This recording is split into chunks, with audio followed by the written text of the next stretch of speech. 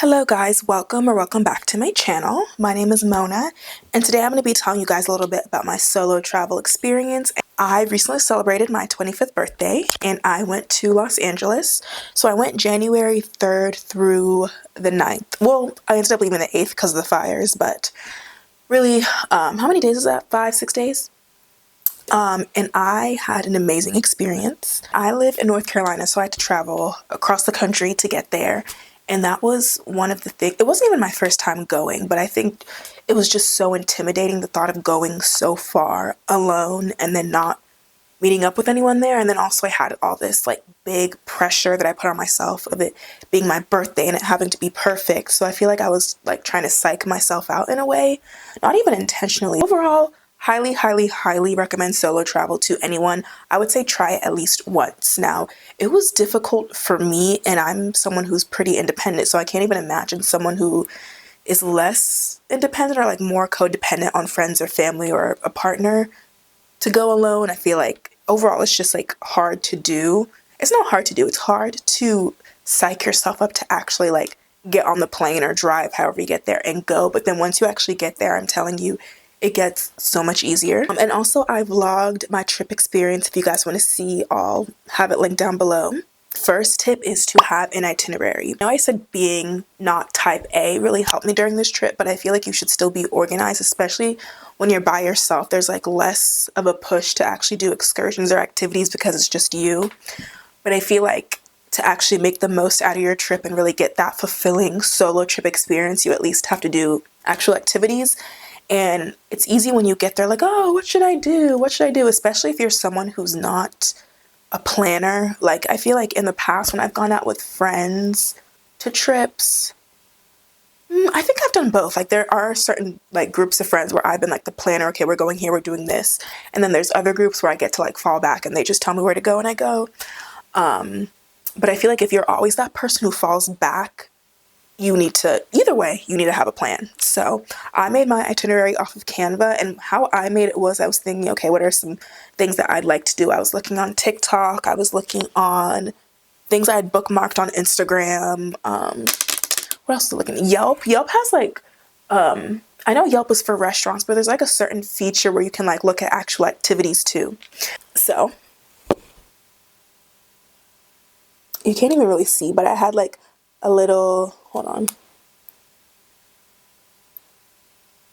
like a little cake, and then it says Mona's 25th birthday, travel itinerary, balloons. I just made it cute. I feel like it made me more excited to like actually decorate, and this really didn't take much effort. I just used little like what is it called, like clip art stuff on Canva. And so I broke down the first page. I have like a general So the first page, I just had like a general overview of like each day. So what did I have here?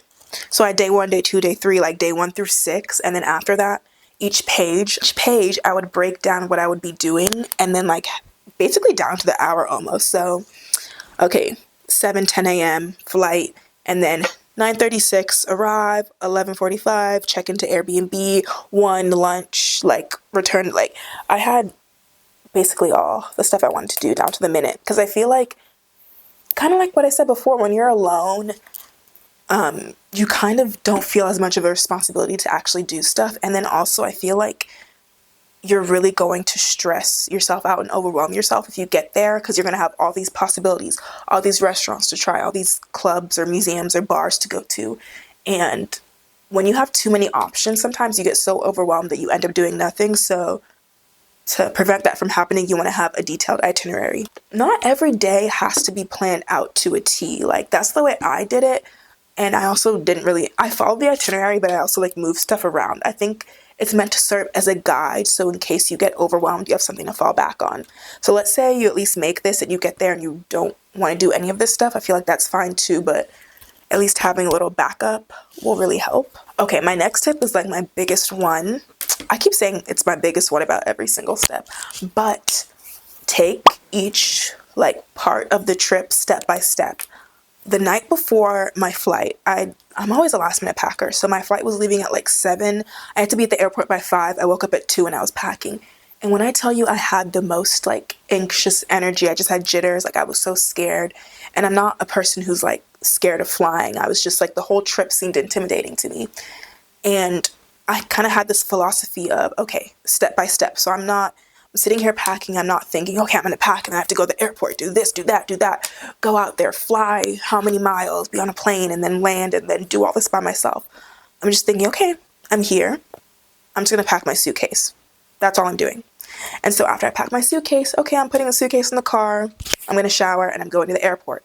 That's it. Like, just kind of look at what's in front of you and only focus on that. Because if you focus on the whole trip, you're going to drive yourself into this anxious mindset and you're going to end up canceling. When I tell you, it was like 3 hours before my flight was supposed to leave, I was really considering canceling the whole flight. But I think what really helped me was just one step at a time. And then I got on the plane, everything was fine. And then once I landed, honestly, the jitters really, no, I want to say once I got on the plane, the jitters kind of left. I think the hardest part about the trip is actually getting on the plane. And that's not even related to, like I said, flying, but it's just like that hump of like, wow, I'm really doing this and I'm doing it solo, especially if it's your first time. Like before this, I'd taken solo day trips. Like I lived in DC for a little bit and I would sometimes go up to New York, like take the megabus. Girl, the megabus, that's a whole nother beast. But I would take the megabus up. It was only like 4 hours, spend a few hours in New York and then come back at night. But I don't really count that as much of, I was never nervous to do that. It was like spending a few hours somewhere. It's as if I was like spending a few hours where I was alone, but I just happened to go over to the next city. But I would count what I did this time for my birthday as a whole, like, real solo trip. My third tip, this one is a little bit more biased just because of my interest, but I feel like it's important to make sure to document your trip. Now, I'm not saying in terms of like, you have to make like document stuff for social media, but more so for like personal memories. Most people tend to only document when they're with like a group of people, so like friends or family, or you're thinking like, oh, I want to take group photos or like a group video, but it's just as important to do it for yourself.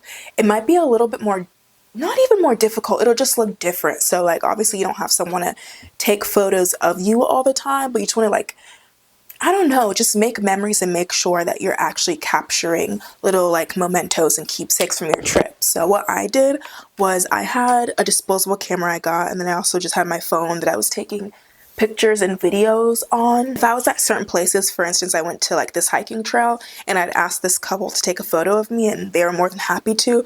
So I feel like don't be afraid to ask people to like take pictures or videos of you. This is also a little easier for me because I'm a photographer, so I also had like my camera and like a tripod and like a little remote trigger to actually capture stuff of myself. But for the average person who's not into photo stuff like that, like just use your phone because you're gonna want to look back on those photos and videos. And probably my last real tip is to prioritize safety. This is something I had to like drill into my own head because sometimes I feel like I can be a little, I don't know if naive is, not naive, but like you kind of feel like you're invincible. Like things happen every day, but things can actually happen to you. So you have to make sure you're safe, especially if you're a woman who's traveling alone. I feel like mine wasn't as bad because I was about to say I'm still in the US, but crazy stuff happens in the US. Like, honestly, I probably feel safer in a different country, but you just want to make sure you're aware of your surroundings. Like, I wouldn't go around telling people, oh yeah, I'm traveling here like by myself. People can prey on you and just things can get a little scary. To just be more aware of your surroundings, because I feel like whenever you're one female alone, you're more susceptible to like predators and people like eyeing you that you wouldn't even notice. So you have to be really cautious of that. I have my location shared with like friends and family, so that's also a good tip just in case anything were to happen. They would like know where you are, even if they can't get to you directly because you're out of town, but still it's better than nothing. Also, it's not the time to like skimp out on an Airbnb or hotel. You want to make sure you're in a safe area because you're by yourself and somewhere that like has good security, like has good protocols in whatever building you're staying in, because girl,